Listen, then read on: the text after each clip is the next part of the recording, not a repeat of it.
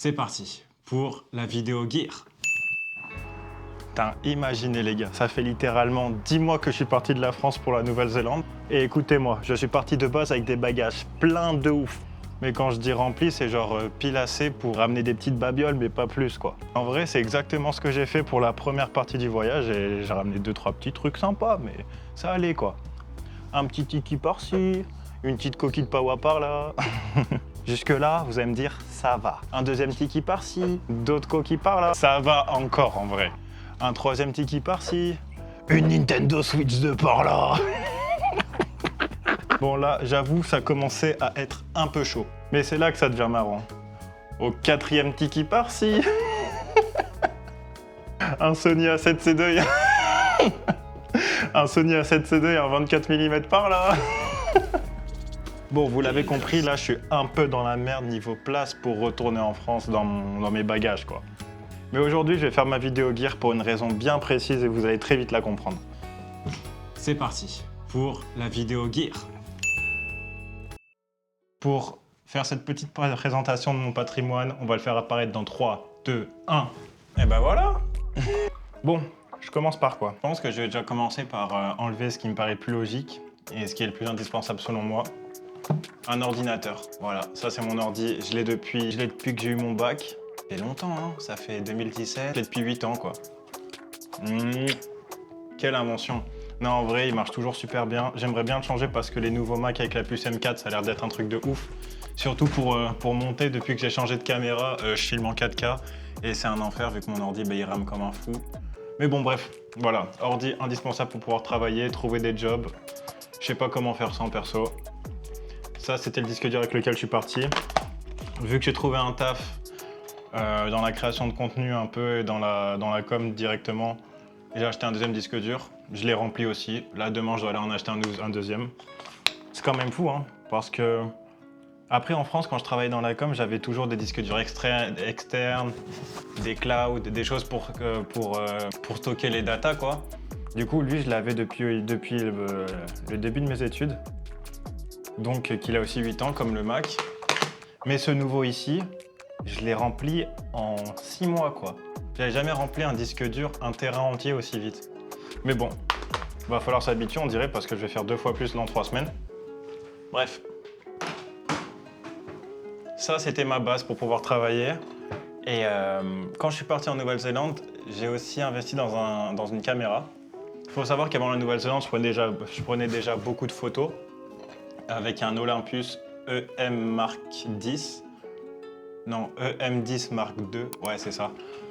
C'est un appareil photo que j'ai gardé pendant 9-10 ans, hein, quand même. Mais bon, du coup, pour la Nouvelle-Zélande, je m'étais dit de base, quand je suis parti, que je voulais commencer à essayer de faire un peu de vlog pour raconter mes aventures plus loin qu'avec juste des photos. Donc, pour l'occasion, j'avais vendu à mon meilleur pote mon appareil, qu'il n'a jamais utilisé d'ailleurs, pour m'acheter un petit Sony ZV-E10. Donc lui, c'est l'appareil que j'ai utilisé pendant pratiquement toute mon aventure en Nouvelle-Zélande avant de changer. Super rap. Oh, il y a un petit chat. C'est l'appareil que j'ai utilisé pendant tout le début de mon aventure. Très cool. Et en fait, ce qui est bien, c'est qu'il est tout petit, il rentre dans un sac.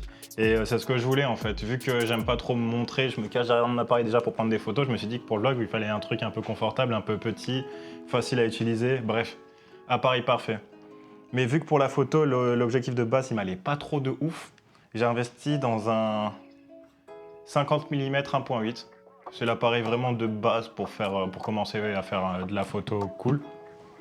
Et voilà.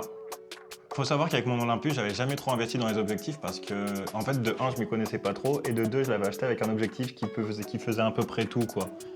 Je crois que c'était un truc genre un 24-70 du pauvre. Mais bref, ce genre d'objectif, tu peux filmer de près, de loin, tu peux tout faire avec.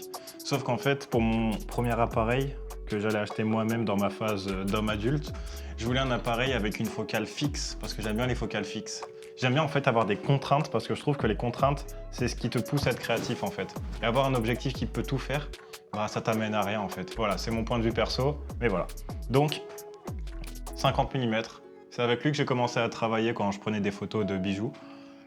Super cool, franchement. J'étais juste un peu limité pour les vidéos parce que j'avais jamais eu de trépied, tout ça, donc c'était un peu chiant pour prendre des trucs de près.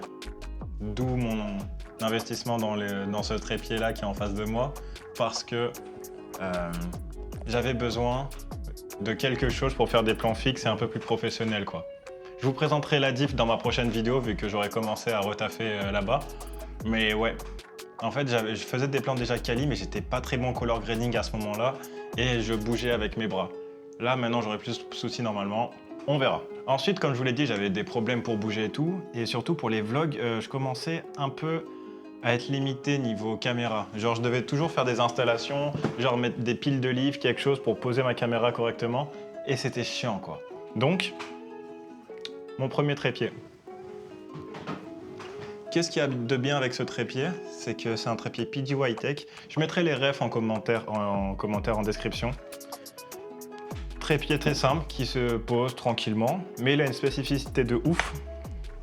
C'est que, je sais pas si je vais pouvoir le faire là parce que j'ai peur que ça se casse la gueule, mais il a une petite anse derrière qui permet en fait de l'accrocher dans des positions loufoques, genre comme ça ou... Voilà quoi. Super trépied, très pratique. Tu peux le tenir comme ça pour vlogger dans la rue. Moi évidemment, vu que j'ai pas encore les balls pour m'afficher, je fais toujours en intérieur ou dans ma voiture ou dans un endroit où je suis caché, quoi. Mais bon, j'espère qu'en Asie, je vais commencer un peu à franchir le cap parce que ça a l'air trop bien de vlogger en vrai. Bref. Lui, c'est bon. Ensuite, quand je fais du montage, il y a un truc qui est très important, c'est un casque. Voilà. Petit casque Marshall. Lui, je l'ai depuis 3 ans. Non, je l'ai depuis 1 an en vrai. Je l'ai juste avant de partir en Nouvelle-Zélande. C'est la dernière boîte dans laquelle j'ai travaillé en France qui me l'a offert. Et ouais, trop bien. Ce qui est bien avec ce casque, moi j'aime pas les casques qui prennent toute l'oreille comme ça, j'aime bien les casques qui prennent, je crois qu'on appelle ça des casques intra-auriculaires, ceux qui prennent que la taille de l'oreille et qui ne prennent pas tout autour parce que moi j'aime pas, je sais pas, je trouve que c'est pas confortable quoi. Bref, ce casque est très bien, surtout super pratique pour le voyage. Il se plie comme ça. Je trouve ça génial, génial. Ensuite, vous l'avez tous vu, le drone. Alors ça les gars, je crois que c'est le meilleur cadeau d'anniversaire que j'ai jamais eu. Merci à mes potes. Dernier anniversaire que j'ai fait en France, pas cette année du coup, mais l'année dernière, ils me l'ont offert ça juste avant mon départ. Donc ce qui est trop bien, c'est que c'est le genre de drone très simple. Tu peux accrocher ton téléphone, bam, et là, tu le conduis. Il est pratique, il prend pas trop de place. Je le trouve génial quoi, il est facile à démonter. J'ai fait quelques plans avec, mais je pense que c'est... Il y a des trucs que j'ai pas encore assez rentabilisés et le drone en fait partie. Donc, si vous voyez beaucoup de plans de drone durant ma prochaine vidéo qui sortira du coup pas cette semaine, mais la semaine d'après, c'est normal. Là, je commence un peu à travailler sur... je travaille sur les choses que je n'ai pas assez faites. Et il y a 2 choses que je n'ai pas assez faites en Nouvelle-Zélande. C'est du drone et des plans d'action. Ce que j'appelle des plans d'action, c'est des actions, c'est par exemple, je sais pas moi, il y a un truc que je veux trop faire avant de partir, ça, je crois que c'est à Queenstown, dans les rivières où tu prends un bateau à toute vitesse là. Parce qu'en fait, il y a un truc que j'ai acheté il y a 2 ans que j'ai jamais rentabilisé et ça, je le vis très mal. C'est mon Insta360 X3. Cette caméra, elle est géniale. Avec elle, j'ai plusieurs trépieds. J'ai ce premier trépied assez petit qui permet en fait, vu que c'est en 360, tu le poses comme as, ça enregistre tout autour. Génial. Est-ce que je peux pas l'allumer là? Pas de batterie, nickel. J'ai différents trépieds de différentes tailles. Et ouais, c'est un de mes regrets parce qu'en vrai, la 360, c'est trop bien. Mais c'est trop bien si tu... C'est une caméra d'action en fait. Donc si tu fais pas d'action, bah ça en perd toute son utilité. Lui, ce trépied, je l'aimais bien. Il était assez grand et très fin et très léger. Et après, il y avait le dernier. Lui, c'est le balèze, c'est le mastoc. Bam.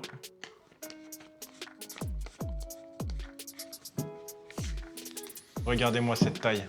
Ouais, je peux même pas le rentrer, attendez. Là, vous voyez, là il touche le mur. Bam, je tire là, je tire là, je tire là, je tire là, je tire là, je tire là. Wesh. Faut que je me mette derrière carrément. Je sais pas si vous voyez, genre. Là, il touche le mur. Là, moi, je suis là-bas, là. Je sors de l'écran carrément.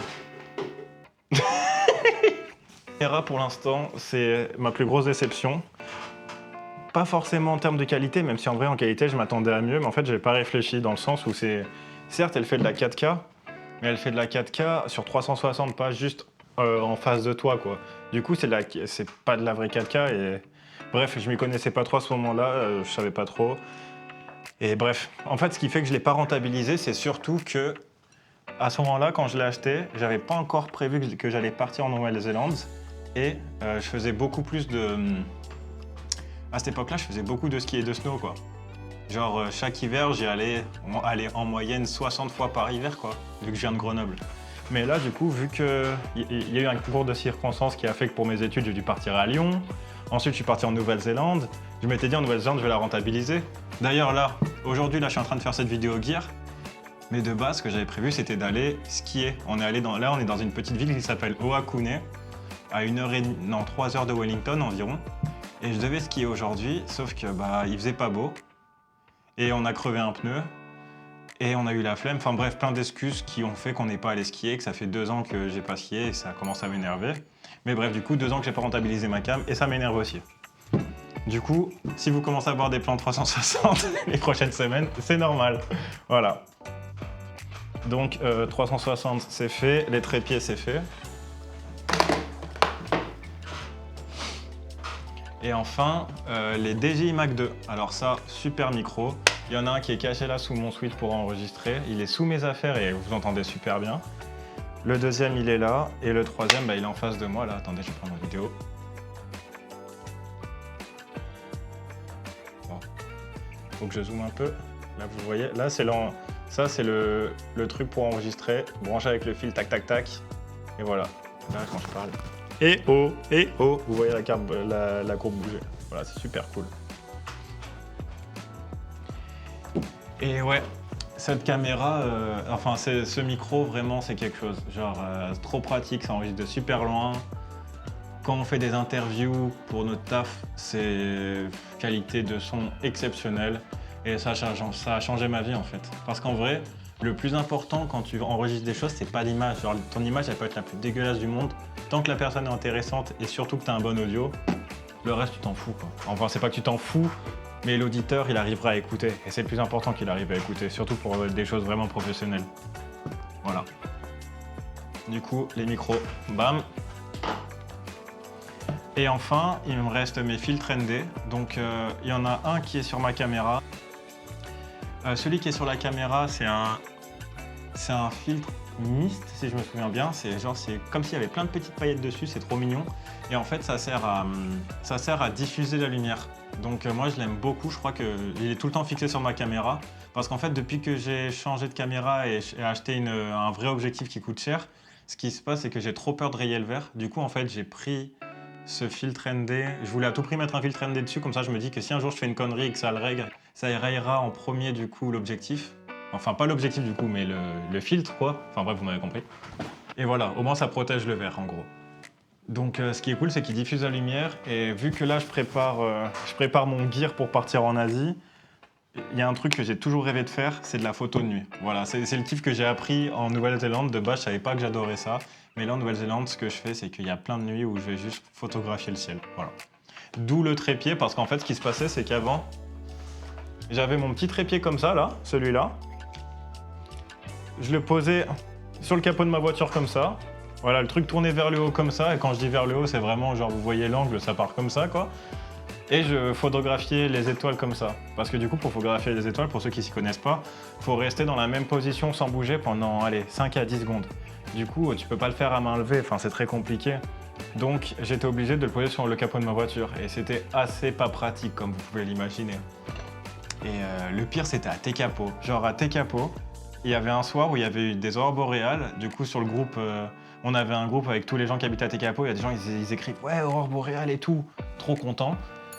Et moi, je sortais du taf, je me suis posé sur un parking, j'ai commencé à photographier comme ça, les aurores boréales en posant sur le capot de ma voiture. En vrai, j'ai pris de bonnes photos, je vais vous les mettre, j'étais plutôt content du résultat, mais voilà, c'était pas non plus incroyable.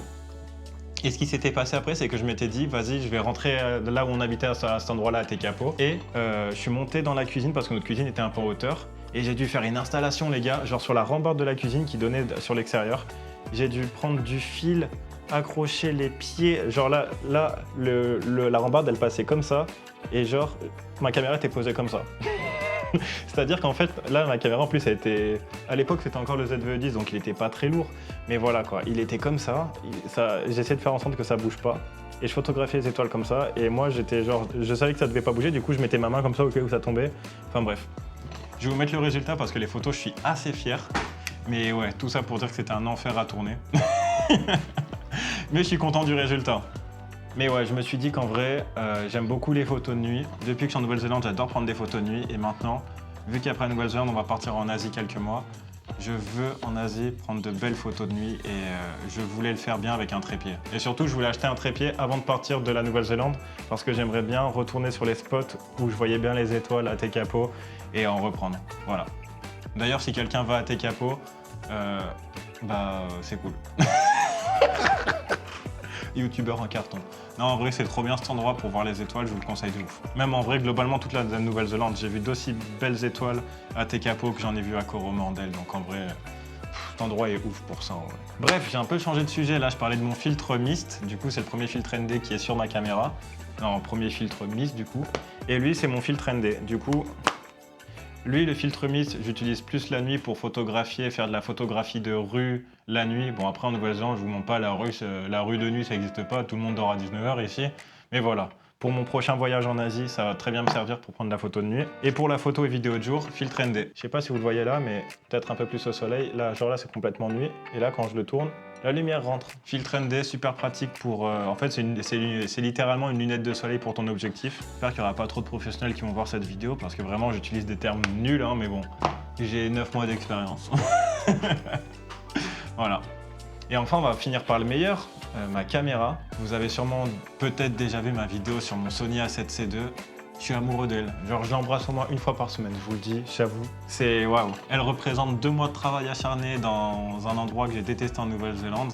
Et ouais, cette caméra, pourquoi je l'ai achetée, la A7C II? Parce que je trouvais que c'était un mix parfait entre ce que j'étais en train de faire, c'est-à-dire du vlog et aussi un peu de photos, et ce que je voulais faire après, c'est-à-dire encore plus de blogs, encore plus de vlogs et encore plus de photos. Je m'explique. En fait, moi, dans mon gear de tous les jours, je voulais quelque chose de très léger. Du coup, très léger et avec une bonne qualité. Je sortais du ZVE10, moi, c'est-à-dire que quelque chose de très léger, j'avais déjà. Maintenant, je cherchais un truc avec une meilleure qualité que le ZVE10 parce que c'est vrai que niveau qualité, c'était assez limité et ça m'embêtait pour ça. Surtout que, comme vous l'avez vu, j'avais acheté un 50 mm 1.8.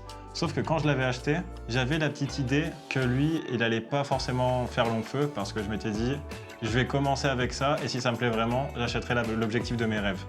Donc, j'avais pris un objectif FE, c'est-à-dire qui va sur du full frame.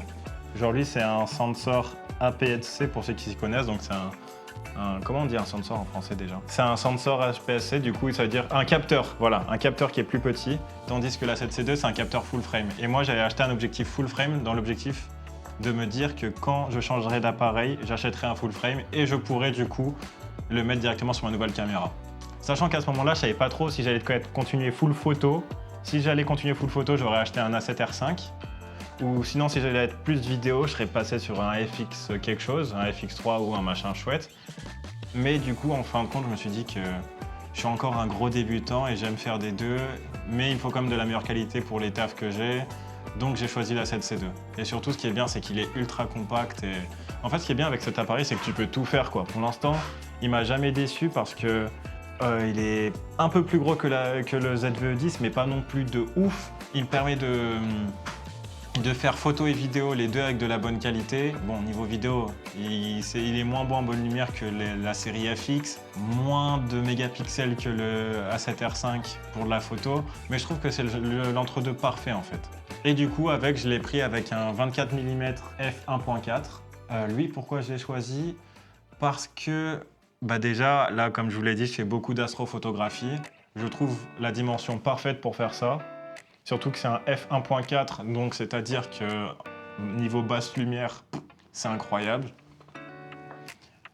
Aussi parce que je fais du vlog, et pour du vlog, moi j'aime bien cette dimension-là, vous voyez, genre là, la caméra elle est pas trop loin, c'est grand mais pas non plus trop grand. Il y a beaucoup de gens dans les commentaires qui me disaient ouais mais 16 mm ce serait peut-être mieux pour toi. Ce serait mieux pour du vlog. Sauf que moi je fais aussi de la photo et voilà quoi. Il me fallait un truc en entre-deux. Et le seul vrai désavantage de cet objectif c'est que il est gros quoi. Il est gros mais c'est pas non plus, pour la série des G-Master, c'est pas non plus le plus gros. Donc c'est un juste milieu, vous voyez, genre pour un G-Master, les G-Master c'est des gros objectifs, mais parmi les G-Master, il est quand même pas si gros que ça. Mais voilà. Du coup maintenant je vais parler de mes futurs achats. Du coup là dans mes futurs achats, pour ceux que ça intéresse, mon petit bijou, le ZVE10, je le vends à 800 $. Si des gens passent sur Christchurch dans le mois de novembre, fin octobre, début novembre, je vais être que sur Christchurch, ça va être l'endroit où je vais me poser jusqu'à la fin de mon PVT. Je vends mon ZVE10 à 800 $, voilà. Et je vends aussi mon 50 mm 1.8 à 200 $. Non, je le vends à 250. Mais bon, si vous achetez les deux, je vous le fais à 1000 $, pas de souci. Vous pouvez m'envoyer l'argent compte français, compte néo-zélandais, on s'arrange les frères. Mais voilà. Et je voudrais vendre ces deux-là pour m'acheter le 40 mm f2.5. Et pourquoi lui? Parce qu'en fait, 40 mm... En fait, je me suis rendu compte que là, avec mon 24 mm, j'adore quand c'est un angle élargi, quoi, un wide angle. Genre, je trouve ça trop bien. Et j'aime pas trop... Moi, j'aime bien les focal fixes, comme je vous l'ai dit. Je trouve que ça stimule la créativité de devoir bouger pour faire son image et tout. Voilà. Et pourquoi 40 mm? Parce que le 50, je l'aime bien, mais je trouve que c'est trop resserré pour moi. Et je veux faire de la street photo, moi, en Asie. Donc, en vrai, je trouve 40 mm en 35-40, c'est parfait, quoi. Donc, voilà. Et ce qui est bien avec le 40 mm, c'est qu'il fait pile la moitié de cet objectif-là. Alors qu'il est déjà petit, lui, vous voyez, mais il fait pile la moitié. Et je le trouve incroyable. Genre, déjà que mon A7C2, c'est un petit appareil. Si je rajoute ce petit objectif, il pourra rentrer dans n'importe où, quoi, dans mes poches ou quoi. Et c'est trop bien d'avoir une caméra aussi puissante, mais aussi petite, quoi. Et pour l'instant, c'est ce que j'ai pas avec mon 24 mm. Voilà. Dans mon plan idéal, ce qui se passe, c'est que la journée street photographie avec le 40 mm, le soir, bam, on prend le 24 mm avec le filter mist et là on fait des photos un peu blurry dans la nuit et tout. Non, j'ai trop la vision les frères, j'ai trop la vision, j'ai trop hâte. Et voilà. Et aussi, dernier gadget que j'aimerais m'acheter, mais que si j'ai de l'argent en trop, c'est l'Action Pro 5. Oh là là là là là là. Cette caméra, je ne fais que regarder des vidéos ces temps-ci sur les réseaux dessus, mais elle a l'air incroyable. Et moi, vu que j'ai beau m'acheter des gadgets comme ça pour me filmer en mode facecam, le facecam, moi j'y arrive pas. J'ai envie de faire des trucs un peu cinématographiques, mais d'un côté, j'ai envie de faire des trucs un peu cinématiques, mais d'un côté, j'aime aussi beaucoup j'aimerais faire beaucoup du vlog normal, quoi, du vlog facecam et tout.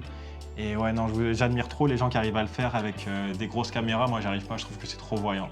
Et j'aimerais bien l'Action Pro parce que c'est une petite caméra qui fait la taille de mon objectif, quoi. Tu la prends, tac, tac, tu la rentres dans ta poche, quoi. T'as une séquence, bam, tu veux dire un truc, bam, bam, tu t'enregistres et après tu la rentres dans ta poche et tu continues ton aventure. J'aime trop ça. Et au moins, comme ça me permettra d'avoir, avec mon objectif, de filmer ce qu'il y a devant moi, genre ma vision des choses. Et quand je veux faire commenter quelque chose, bam, Action Pro. Voilà. Je crois que j'ai tout dit, hein. Je crois que j'ai plus rien à ajouter. Vous connaissez maintenant tout mon patrimoine. Et voilà, hein. Si quelqu'un veut m'acheter ma caméra, c'est toujours là. J'ai toujours la facture achetée à la Fnac de Lyon. Bref. Sur ce, à la prochaine les amis.